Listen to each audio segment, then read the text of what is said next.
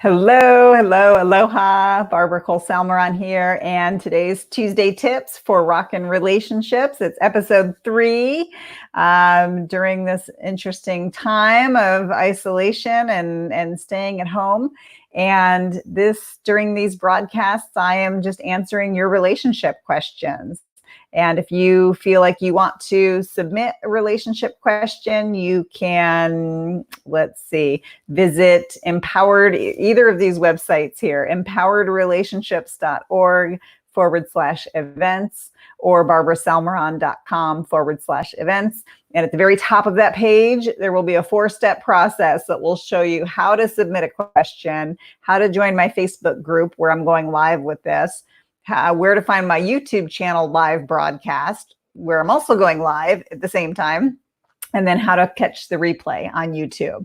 So if you feel like submitting a question, feel free to do so, your most burning relationship questions, because we find that so many misunderstandings happen because of what I teach is about human instinct, which dictates human behavior. So we've got a couple of great questions today. One has to do with competition, which is interesting because the very next class I'm teaching, my free online class, is coming up this weekend, Saturday and Sunday. Again, you can go to empoweredrelationships.org/events, scroll down to look at the calendar, and you'll have all the information. I'm teaching a Zoom class 4 times this weekend on competition and ambition, because men and women look at these things very differently. So it's interesting that this week I received a question specifically about competition. So let me read that to you. Okay, it says, I know that men are more competitive than women, but my man competes when we express feelings. For example, when I say I miss him, he replies that he misses me more. It's not a contest. Sad face emoji. Okay. It's not a contest. So this is so interesting. Men and women really, really view competition so differently. For men, competition is an opportunity to make themselves better. Maybe whether they're competing against themselves or even, against a world-class competitor where they have no chance of winning, it still is going to help them up their game or increase their skills or bring out the best in them. So, and then at the end of the day, they'll go to happy hour together and have a beer. So competition for men doesn't usually destroy relationships.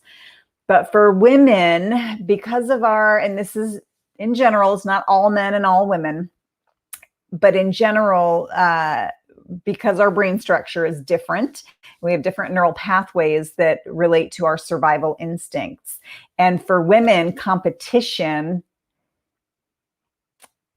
in relation to our survival instincts is a matter of life and death. If I lose this competition, if I am not the best at this thing, I die. I'm going to die, right?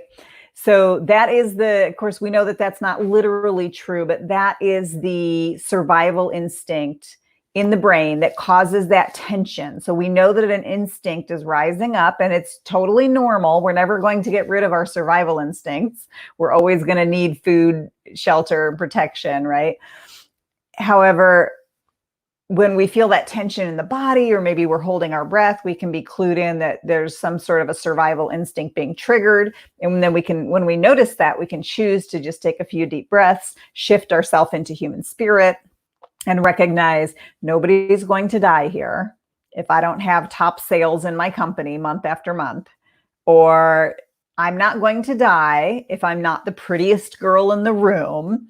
So this is where that comes from. If I'm not the best, if I'm not number one, then my survival is at stake. Okay. And I teach about this in my various classes. And so it's very interesting. So this question of why does he compete? She says, I miss you. He says, I miss you more. Very interesting.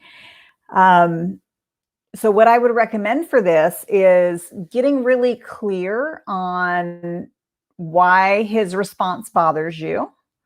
Maybe doing some journaling on that. Why does that bother you? And what you would like to hear him say instead.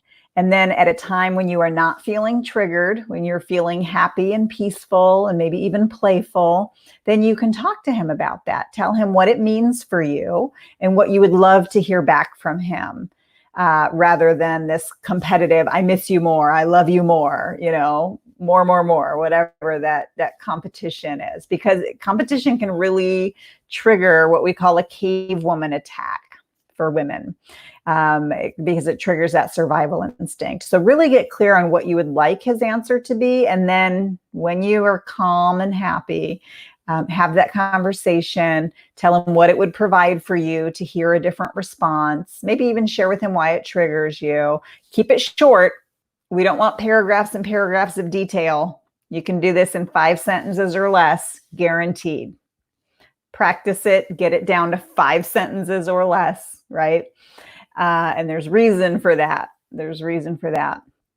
It helps with more effective communication between men and women, especially when a woman is communicating with a man, or when you are communicating with a woman who's in hunting mode.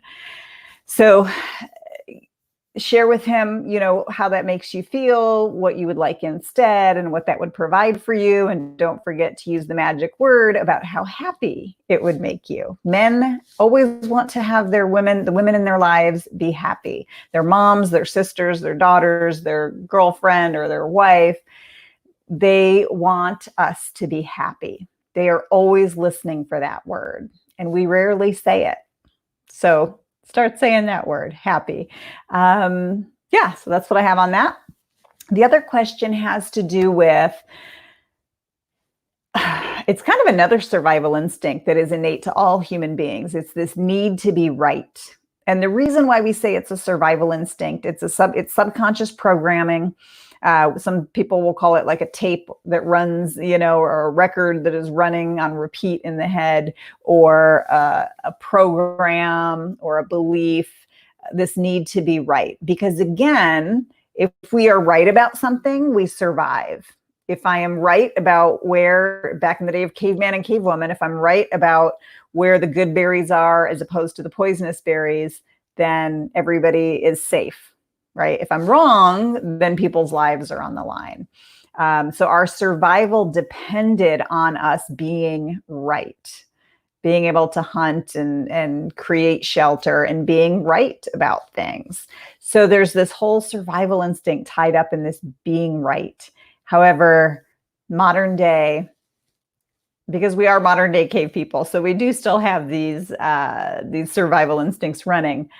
However, it wreaks havoc on relationships. Nothing will, well, I won't say nothing. It's one of the top things that will deteriorate a relationship, this need to be right. And I think it was Wayne Dyer that said, a quote from him, or either he was quoting someone that said, if you have the choice to be right or to be kind, choose kind.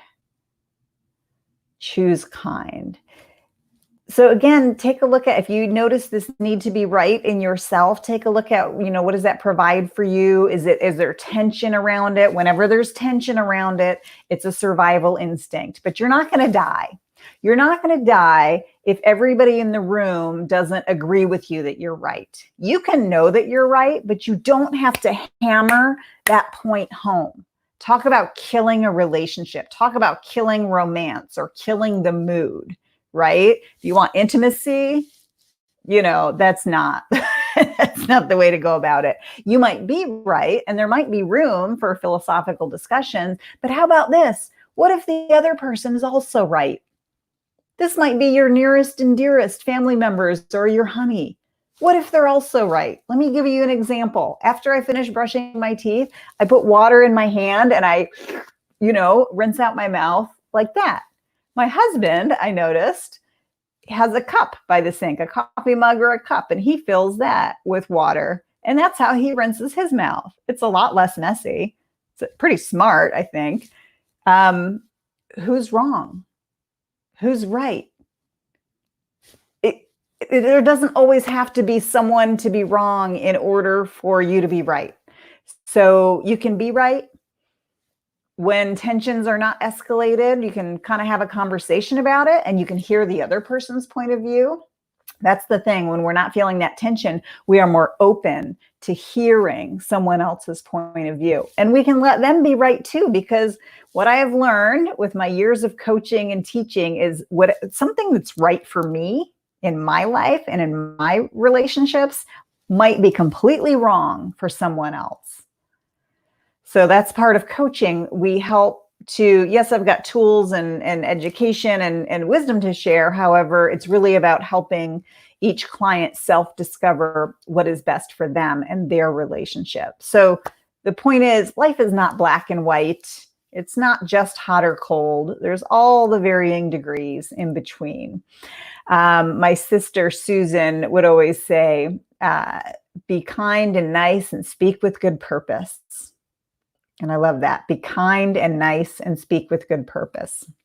Another way I've heard that said is you'll attract more bees with honey than with vinegar, or with sugar than with vinegar, right? So just if you're feeling that need to be right instinct, and if it's causing havoc in your relationships, of course we get some sort of satisfaction from being right, even if the other person doesn't agree, but it kills our relationships. It kills our relationships. A couple of other ways I've heard it said is you can be right or you can be kind, but never both. Think about it. Another way I've heard it said that I really like is you can be right or you can have great relationships, never both.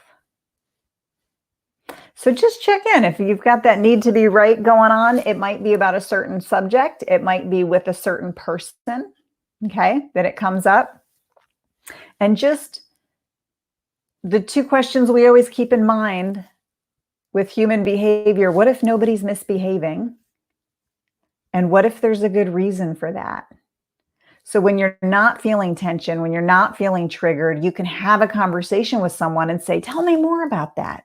Oh, that's so interesting, because I tend to believe something totally opposite. So tell me more about that. And you might find out through their life experiences or education that, they might know something about what they're talking about, or at least what's right for them. All right, so I hope this has been helpful. I will be back here next Tuesday, noon Central Time. Here's a couple of links for you. Let's see. This is how, right here, the youtubelive.barbarasalmeron.com. That is how you can tune into my YouTube live streaming. It's also being live streamed at the same time in my Facebook group, which is free to join. Anyone can join that. And that is on Facebook. Just look up Empowered Relationships to End the Battle. Thank you for being here for this episode 3. We notice all of these relationship tensions becoming escalated during this time of isolation and all of the extra stress that is coming with the coronavirus. So I hope that you are enjoying these quick Q&A sessions. I certainly am enjoying bringing them to you. And feel free to submit your question. I don't have the link here. However, I have the place where you can find it. And that is right there, empoweredrelationships.org.